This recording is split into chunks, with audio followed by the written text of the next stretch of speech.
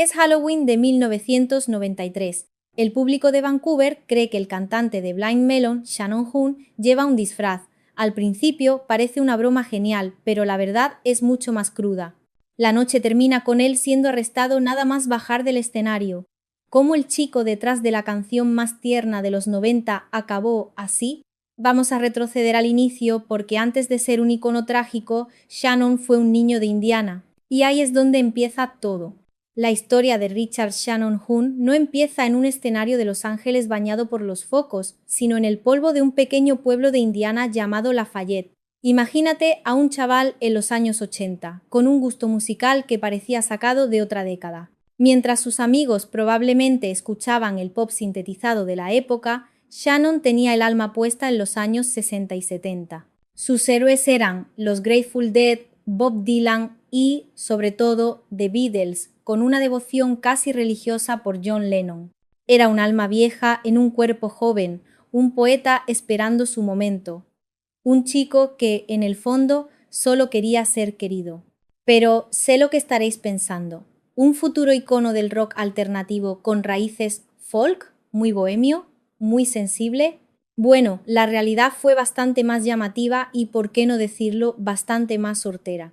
Su primera incursión seria en la música allá por 1985 fue con una banda de glam metal llamada Atención, Steve Kitten. Sí, con 2 I y 2 T, como mandaban los cánones del exceso de la época. Pelo cardado, maquillaje, pantalones de cuero ajustados y esa actitud de estrella de rock que se estaba cociendo a fuego lento. Era la antítesis de la imagen con la que el mundo lo conocería. Durante esta etapa, antes de cumplir los 20, no solo pulió sus habilidades como frontman, aprendiendo a dominar un escenario, sino que en un momento de lucidez casi profética, escribió una canción llamada Change, una balada sencilla, honesta y devastadora que se convertiría, sin que él lo supiera, en el epitafio perfecto de su propia vida.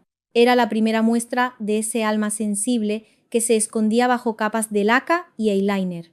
A los 23 años, con esa canción en el bolsillo y el sueño de Los Ángeles en la cabeza, dejó atrás la vida predecible de Indiana. Perseguía la estela de las grandes bandas de glam que dominaban el Sunset Strip, como Motley Crue o Poison, sin saber que él mismo estaba a punto de convertirse en el chico del póster de un movimiento completamente diferente. Uno que estaba a punto de explotar y que cambiaría la música para siempre. El rock alternativo con sus camisas de franela, su angustia existencial y su desprecio por todo lo que oliera a pose. Shannon iba a Los Ángeles buscando ser una estrella de rock, sin darse cuenta de que ya lo era, solo que de un tipo de rock que aún no sabía que existía. Los Ángeles en 1990 era un hervidero de sueños rotos y aspiraciones desmedidas. La escena glam metal, aunque empezaba a mostrar signos evidentes de agotamiento, todavía reinaba. Era el último coletazo de una era de excesos, con Guns N' Roses como los reyes indiscutibles y herederos de ese caos. Shannon Hoon llegó a esa jungla de asfalto con poco más que su voz única y una energía magnética casi peligrosa por lo errática que era. No tardó mucho en encontrar su destino, porque a veces la historia del rock se escribe en los lugares más insospechados. No fue en una audición, ni en un estudio de grabación. La historia, como tantas otras, empieza en una fiesta. Imagínate la escena. Una casa en Los Ángeles llena hasta los topes de músicos, aspirantes a estrellas y gente que solo quiere estar cerca de la acción. Y en un rincón, ajeno al ruido, un chico de Indiana con una guitarra acústica. Empieza a tocar esa canción Change con una voz que era a la vez frágil y poderosa, una voz que sonaba verdad en una ciudad construida sobre la mentira. Al otro lado de la habitación, dos tíos, el bajista Brad Smith y el guitarrista Rogers Stevens, también recién llegados buscando formar una banda, se quedan paralizados. Lo que escucharon no era glam, no era metal, era algo puro, algo dolorosamente real. Quedaron tan impresionados que en cuanto terminó, se abrieron paso entre la multitud y se acercaron a él. No hubo dudas, no hubo audiciones. En ese preciso momento, en esa fiesta anónima, nació la semilla de Blind Melon. A partir de ahí, todo se aceleró. Shannon, por su parte, ya había empezado a documentar su vida de una forma casi obsesiva. Antes de que existieran los smartphones o las redes sociales, él ya era un cronista de su propia existencia. Con una cámara de vídeo que se convirtió en una extensión de su brazo, grababa todo. El viaje en coche a Los Ángeles, las fiestas, los primeros ensayos, los momentos de euforia y los de más profunda soledad. Era su diario personal, un confesionario sin filtro que años después se convertiría en un testimonio invaluable y trágico. Como diría el guitarrista Roger Stevens en una entrevista, Shannon estaba loco desde el día que lo conocí, y no era una exageración. Tenía un carisma salvaje, una energía que podía iluminar una habitación o destruirla. Era impredecible. Pero esa locura, esa energía caótica, era precisamente el motor que la banda necesitaba. Hacía falta un tipo especial de carisma para ser el frontman de una banda de rock, y la personalidad errática de Shannon encajaba a la perfección.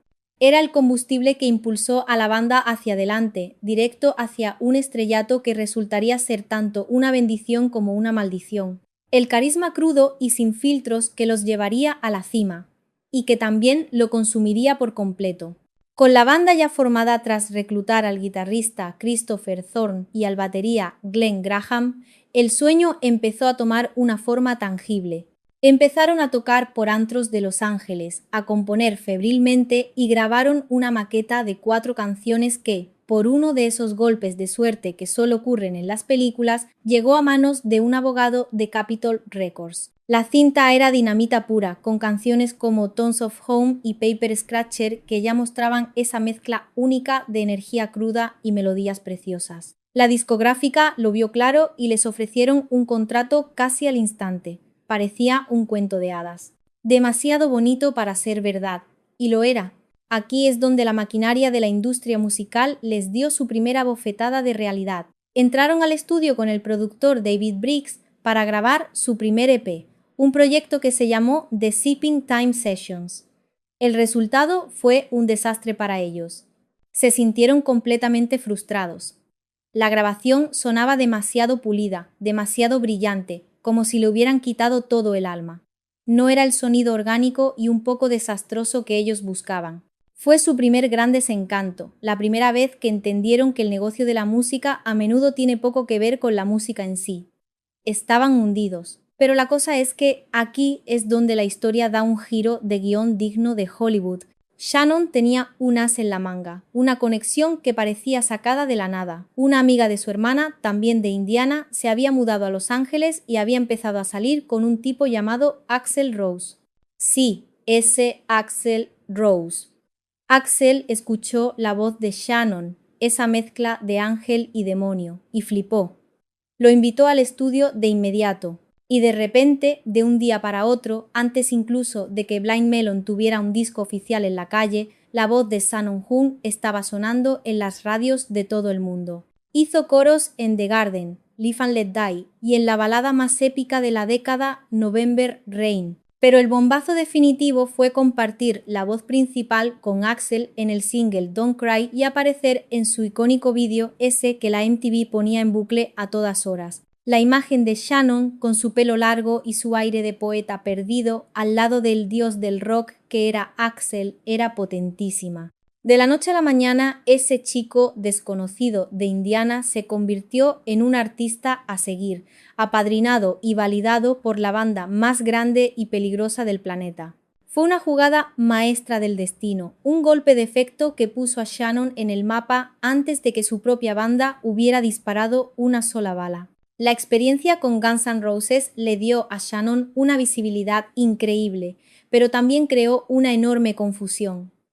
Blind Melon no era una banda de hard rock, no eran los chicos malos del Sunset Strip, pero ahora todo el mundo los asociaba con esa escena. Estaban atrapados en una jaula dorada. Por un lado, la fama de Shannon les abría puertas, por otro, amenazaba con devorar su identidad antes de que tuvieran la oportunidad de definirla. Después de la decepción con Por The Sipping Time Sessions, se dieron cuenta de que tenían que tomar una decisión radical, tenían que escapar de Los Ángeles. Así que hicieron las maletas y se mudaron al otro lado del país, a Durham, en Carolina del Norte. Fue un exilio autoimpuesto, una forma de escapar de la influencia de la maquinaria del rock de Los Ángeles y encontrar su propio sonido en un entorno más tranquilo y anónimo. Allí, lejos de la presión y la pose, empezaron a pulir esa mezcla única de rock pseudo-psicodélico, folk de los 60 y la energía cruda del rock alternativo que estaban haciendo en la costa del Pacífico. Era una sopa de influencias que no tenía sentido en el papel, pero que en sus manos sonaba a algo completamente nuevo. Para grabar su álbum de debut, trabajaron con Rick Parashar, un nombre que quizás no os suene de primeras, pero si os digo que fue el productor de Portent, el legendario primer disco de Pearl Jam, la cosa cambia. La elección no fue casual. El grunge estaba explotando en Seattle, y ellos, aunque no eran una banda grunge, compartían esa filosofía de crudeza y honestidad.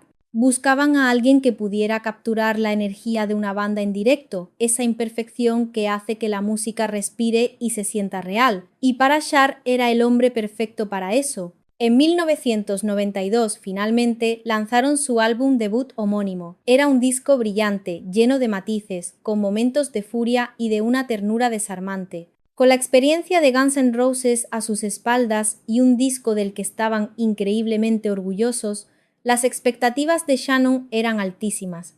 Estaba convencido de que, esta vez sí, lo iban a petar, que el mundo por fin iba a entender quiénes eran.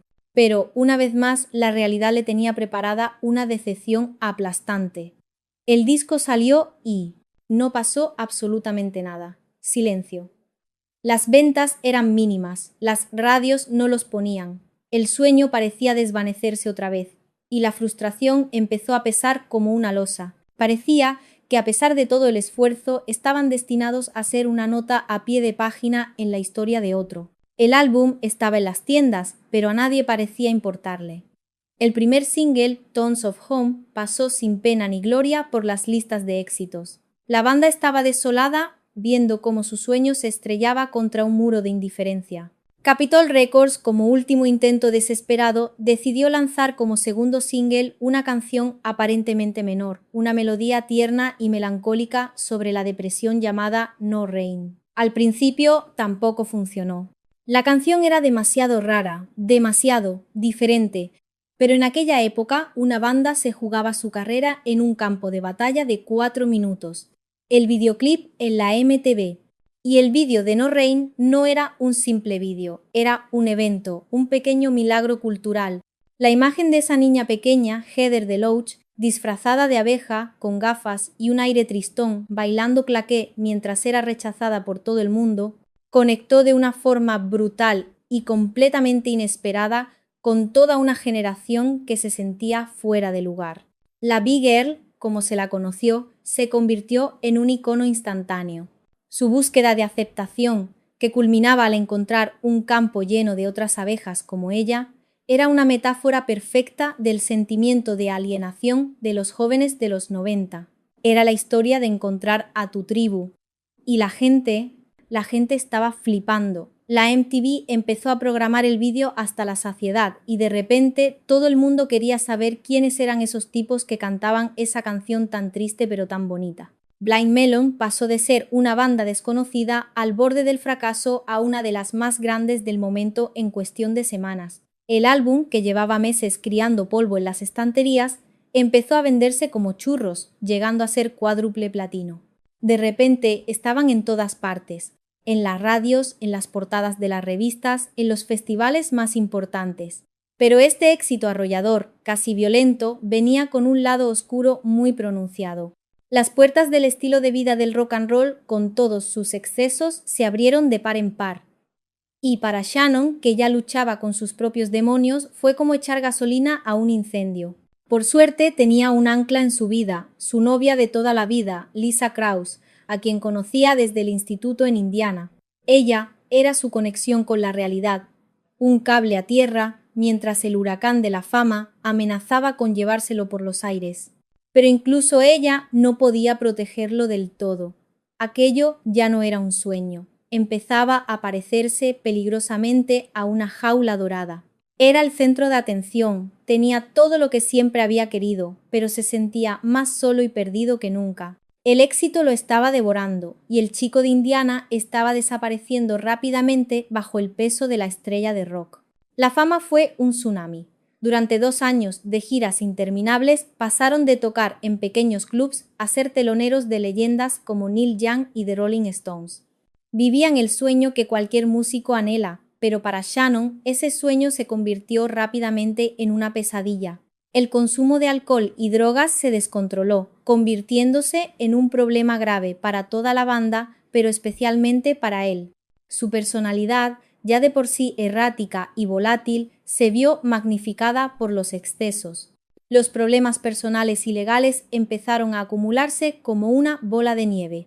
Shannon entró y salió de rehabilitación varias veces, pero el ciclo era una trampa mortal. La maquinaria de la industria no se detenía. La presión era constante. Tenían que girar, grabar, promocionar.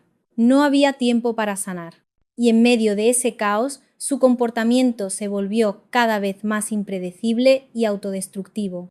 Su actuación en el Festival de Woodstock 94, donde salió al escenario con el vestido de su novia y completamente colocado de alucinógenos, se convirtió en una imagen icónica de su declive. Era un grito de auxilio disfrazado de excentricidad rockera. Pero el ejemplo más infame ocurrió en el Pacific Coliseum de Vancouver en octubre de 1993, en plena noche de Halloween.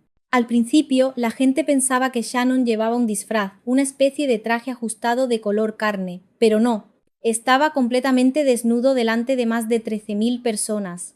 Lo que en su mente, probablemente alterada, parecía una broma transgresora y punk, se convirtió en un espectáculo lamentable y patético cuando empezó a orinar sobre el escenario y sobre algunos fans de las primeras filas. El público, que al principio estaba desconcertado, empezó a abuchear. La magia se había roto. El concierto terminó con Shannon siendo arrestado por escándalo público e indecencia. Ya no era solo un músico con problemas. Se estaba convirtiendo en una caricatura trágica de sí mismo, un hombre devorado por el personaje que la fama le había impuesto. La vida en la carretera puede ser increíblemente estresante y solitaria, y encontrar formas fáciles de adormecer ese estrés es parte del peaje que pagan muchos músicos. Shannon no fue el único, pero su caída fue especialmente dolorosa de presenciar, porque debajo de toda esa locura seguía estando el chico sensible de Indiana que solo quería escribir canciones. El arco iris que había traído No Rain tenía un lado muy, muy oscuro. En medio de toda esa oscuridad, de esa espiral de autodestrucción, apareció una luz, un ancla. En mayo de 1994, Shannon ingresó de nuevo en rehabilitación, en lo que parecía un intento mucho más serio y desesperado por limpiar su vida. Y esta vez tenía la motivación más poderosa de todas. En julio de 1995, él y su novia Lisa dieron la bienvenida a su hija, a la que llamaron Nico Blue. Acababa de salir de rehabilitación y por un tiempo pareció que el milagro era posible. El castillo de naipes se había derrumbado, pero ahora tenía una razón para reconstruirlo. El nacimiento de su hija tuvo un efecto demoledor en él, en el mejor de los sentidos. Fue como si, de repente, despertara de una larga pesadilla. Le dio una razón para luchar, para querer estar sobrio, para ser la persona que sabía que podía ser. Quería ser un buen padre, y la idea de que su hija lo viera en ese estado de degradación lo aterrorizaba profundamente. Su mundo cambió por completo. Empezó a cuidarse, a evitar las tentaciones, a buscar algo de paz en medio del caos que había sido su vida. Las fotos de esa época que él mismo grabó con su inseparable cámara son un testimonio conmovedor de ese cambio. Lo muestran radiante, con su hija en brazos, con una mirada clara y una sonrisa genuina que hacía tiempo que no se le veía. Alejado de la locura, parecía que el Shannon perdido, el chico sensible de Indiana, había vuelto. Se aferró a la paternidad como un náufrago a una tabla de salvación. Sin embargo, la profesión de músico es cruel. Y la maquinaria del rock and roll no tiene piedad. Estar lejos de su hija durante las giras era una tortura para él. Cada día en la carretera era un recordatorio de lo que se estaba perdiendo, una prueba de fuego para su recién estrenada sobriedad. A pesar de la distancia y el dolor, luchaba por mantenerse limpio mientras la banda se preparaba para grabar su segundo álbum. Se mudaron de nuevo, esta vez a Nueva Orleans, buscando una nueva inspiración, un sonido diferente que reflejara la oscuridad que habían atravesado. Shannon Hoon, el padre, estaba librando la batalla más importante de su vida contra Shannon Hoon, la estrella de rock. Era una guerra silenciosa que se libraba en su interior, y por un breve y esperanzador momento pareció que el padre, el hombre, iba ganando, pero la sombra de la adicción es larga y el camino de vuelta a la luz está lleno de trampas. En Nueva Orleans, la banda entró al estudio para grabar su segundo disco, Soup, y el álbum era una bestia completamente diferente a su debut. Era más oscuro, más complejo y musicalmente mucho más aventurero, incorporando trompetas, banjos y mandolinas. Mostraba una madurez y una profundidad que pocos esperaban, con letras que hablaban sin tapujos de la muerte, la adicción y la locura. Era el sonido de una banda que había estado en el infierno y había vuelto para contarlo. El single principal, Galaxy, debutó en un respetable puesto 25 en la lista de Billboard. Parecía un buen presagio. Pero el disco no logró vender lo que el sello esperaba.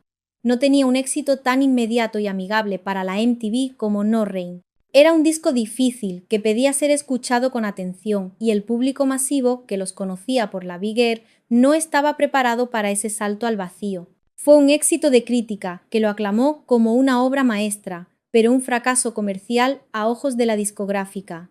Y aquí es donde la maquinaria del poder volvió a mostrar su cara más cruel e inhumana. A pesar de que Shannon acababa de salir de rehabilitación, de que estaba en un estado increíblemente frágil y de que todos los profesionales médicos desaconsejaron encarecidamente una gira, la presión de Capitol Records para promocionar por Soup fue inmensa. Lo forzaron a volver a la carretera antes de que estuviera ni remotamente preparado. Era una sentencia de muerte.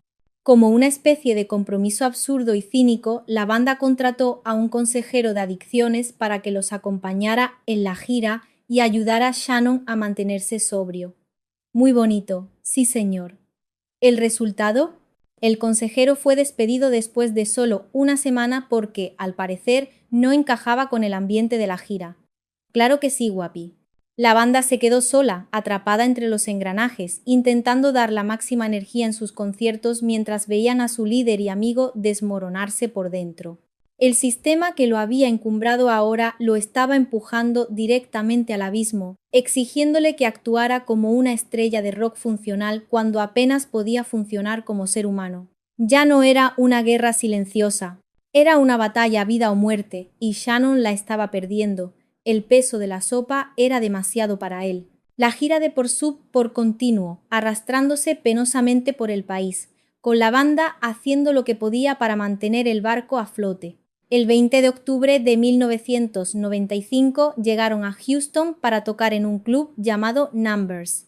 Shannon, a pesar de sus problemas, seguía siendo un músico dedicado en el fondo. Sus actuaciones le importaban, eran su forma de conectar con el mundo. Pero esa noche en Houston el concierto fue malo. Fue caótico, desafinado. Según el guitarrista Christopher Thorne, fue porque Shannon estaba drogado antes de salir al escenario. La decepción fue un golpe brutal, tanto para él como para la banda. Se sentía avergonzado, como si hubiera fallado a la única cosa que le quedaba, su música. Al día siguiente, 21 de octubre, tenían programado un concierto en Nueva Orleans, la ciudad que había sido su hogar mientras grababan por Soup. Era como volver al lugar del crimen, lejos de su hija, lejos de su hogar, avergonzado por su actuación de la noche anterior y atrapado sin salida en la espiral de la adicción, Shannon tomó una decisión devastadora. Decidió que una noche de excesos sin fin, un último atracón de autodestrucción, era la única respuesta a esos sentimientos de fracaso y soledad. Lo último que se supo de él fue que se adentró solo en las calles oscuras y húmedas de Nueva Orleans, buscando más drogas. Era un fantasma vagando por una ciudad que se preparaba para la fiesta, buscando una forma de silenciar el ruido que tenía en la cabeza. En algún momento de la madrugada, cuando la ciudad empezaba a desperezarse, regresó al autobús de la gira. Nadie lo vio. Se metió en su litera para, supuestamente, dormir la mona. A la mañana siguiente, el ingeniero de sonido de la banda, Lyle Eves, fue al autobús para despertarlo para la prueba de sonido. Lo llamó una vez, 2 veces. No hubo respuesta. Se acercó a la litera y lo movió suavemente. Fue entonces cuando hizo el descubrimiento espantoso. El cuerpo de Shannon estaba frío y rígido. Los paramédicos que llegaron no pudieron hacer nada por reanimarlo. A los 28 años, Richard Shannon Hoon fue declarado muerto en la escena por una sobredosis masiva de cocaína. El desenlace brutal de una vida marcada por un talento inmenso y un dolor igual de profundo. El chico de Indiana que soñaba con ser una estrella de rock había cumplido su sueño, pero el precio, al final, fue demasiado alto. Shannon Hoon fue enterrado en el cementerio de Dayton, en su Indiana natal. Un final tranquilo para una vida que fue todo lo contrario. En su tumba están inscritas las palabras de esa primera canción que escribió cuando era apenas un adolescente, la que de alguna manera lo empezó todo. I know we can't all stay here forever. So, I want to write my words on the face of today, and they'll paint it. Sé que no todos podemos quedarnos aquí para siempre, así que quiero escribir mis palabras en la cara del hoy, y ellas lo pintarán. Un epitafio poético y dolorosamente profético. La banda enterró a su amigo y se dio cuenta de que su vida como Blind Melon, tal y como la conocían, había terminado. Habían perdido no solo a su cantante, sino el corazón y el alma del grupo. En 1996, un año después de su muerte, lanzaron un álbum recopilatorio de descartes, maquetas y rarezas, y lo titularon por Nico, en honor a su hija, que solo tenía 13 semanas cuando él murió. Es un último vistazo a su carisma, a su arte en estado puro, y es un documento desgarrador. Destaca una versión de la canción The Pusher de Steppenwolf, un himno antidrogas al que Shannon añadió letras propias hablando directamente de sus problemas.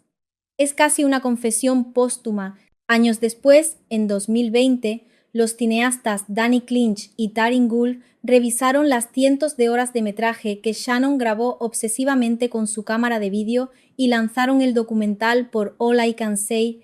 Es un autorretrato crudo, íntimo y honesto de su talento y sus problemas, contado con su propia voz y a través de sus propios ojos. Un vistazo sin filtros a la mente de un artista brillante y torturado. La historia de Blind Melon vendió más de 3 millones de álbumes solo en Estados Unidos y fueron nominados a 4 premios Grammy. Su primer disco es un clásico indiscutible de los 90, pero el legado más conmovedor, el cierre de un círculo perfecto, llegó en 2015. La banda, que se había reunido con un nuevo cantante, viajó a Lafayette, la ciudad natal de Shannon, para dar unos conciertos especiales. Durante el show invitaron a alguien al escenario. Era su hija, Nico Blue, que ya tenía 20 años. Subió con una serenidad increíble y, acompañada por los compañeros de su padre, cantó la primera composición que él escribió. Cantó Change. Si algo nos enseñó la trágica historia de Shannon Hoon es esto, que la fama puede ser una droga tan potente y destructiva como cualquier otra, y que detrás de las estrellas de rock a menudo hay niños rotos que, en el fondo, solo quieren que los quieran. Su voz no solo marcó una época, sino que marcó una herida, y por eso, aunque ya no podamos escucharlo en directo, de alguna manera sigue hablando. Eso ha sido todo por el vídeo de hoy, espero que os haya gustado y os haya resultado interesante. Si queréis apoyar al canal para que pueda seguir haciendo vídeos como este, os agradecería un montón que le dierais like y lo compartierais. Si no sabes qué comentar, que siempre se agradece que comentéis, me puedes dejar este emoticono de una abejita en los comentarios y yo te daré like tan pronto como pueda. Muchas gracias a los miembros del canal por apoyarnos de esa manera. Y ahora sí, sin nada más que decir, nos vemos en la próxima. ¡Chao!